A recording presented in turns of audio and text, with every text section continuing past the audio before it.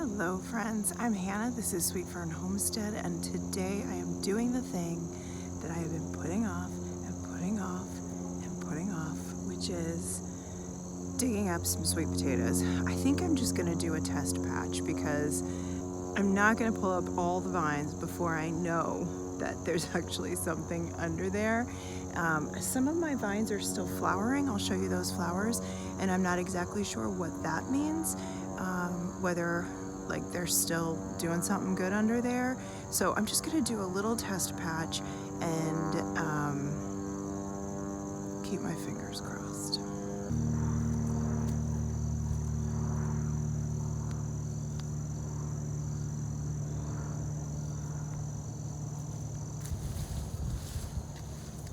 So these vines are edible. You can use them in little stir-fry dishes, in all sorts of recipes. So basically all I've done so far is untangle the vine from the elderberry bush that you couldn't even tell the difference between the two, like what was what. So that feels better. And then just pulling weeds as I go.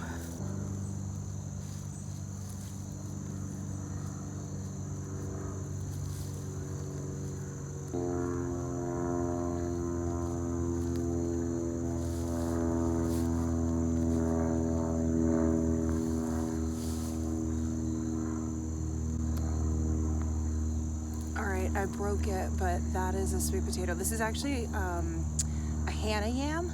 They're white yams, and I like them so much better. It looks like we had a little nibble here, but that is a very exciting first find. So I didn't even dig up the vines because I wasn't sure if I was actually going to do this or not, but you can see this is the first vine, and it's attached to a sweet potato. Looks like it's split. So let's just see. Let me see what happens when I pull this. Oh my gosh, that's huge. This is another one I'll have to use right away because it's split, but who cares? Okay, I was really nervous, but we're off to a very good start. Basically what I was so nervous about is that I heard people say that you shouldn't plant sweet potatoes in compost, and I put them directly. This is all compost. This is like pure compost. All right, here's the other vine. So this one came right off that vine. Again, some nibbling. It looks very similar to the white fly, what the white fly does to the carrots. So, you know, these may not be able to be cured, but they can certainly be cooked up and put in the freezer or canned.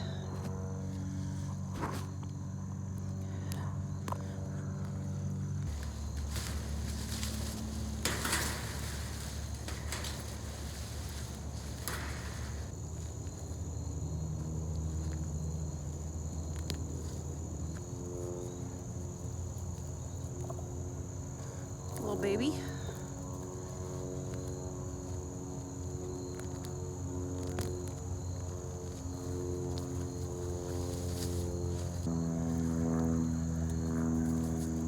Okay, I think I'm gonna go get the pitchfork. There were 1, 2, 3, 4, 5, 6 from about 3 vines, and I feel like maybe there's gonna be something else hiding out under there. I think I'm gonna get the pitchfork and just sort of get it in there and pull some of the earth up. Yeah, they're beautiful. I'm excited. I was really nervous, you guys. Like, I've been watching videos of people digging up their sweet potatoes for weeks now, and I've just been too afraid to do it. So I am also thrilled to see, because what I'd like to do is I'd actually like to plant this patch with just a ton of radishes and maybe some baby greens, and just, I mean, that soil is like, it's gorgeous, gorgeous.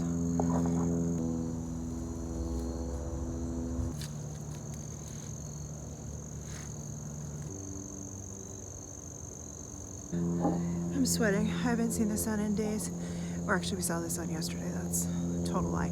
I've only seen the sun for 2 days. Anyway, I'm sweating.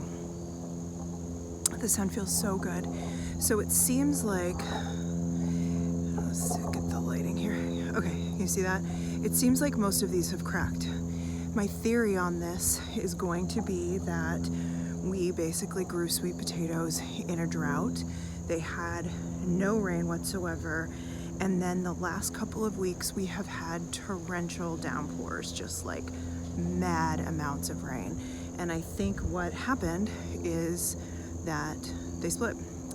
And I don't really see any way around that with this kind of weather.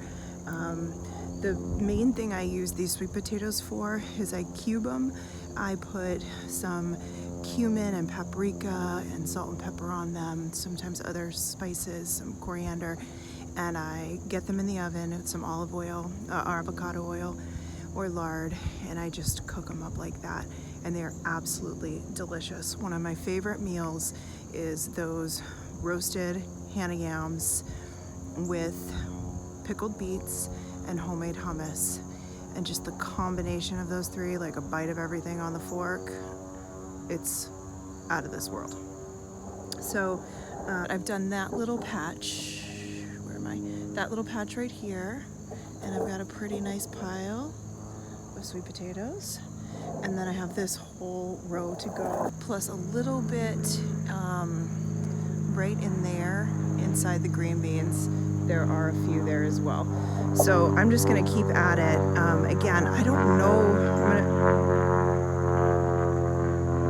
We do have a little in-town airport, and so I don't know.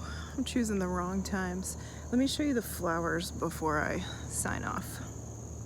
So the bees are really digging on these flowers. There's only a few of them, but they're really beautiful. You can really see how sweet potatoes are related to morning glories when you see the flowers start to pop up. Now again, these are edible, so I'm trying to figure out if I'm gonna eat some of them or if I'm gonna just give them to the chicken. Well, I am thrilled. I could not be happier with my first time sweet potatoes. When we get down further, they become like your classic sweet potatoes rather than these white yams. And I'm curious to see what the difference is and how those did. I'll show you the end of it all so you can see what we end up getting. And thanks for being here. Appreciate you.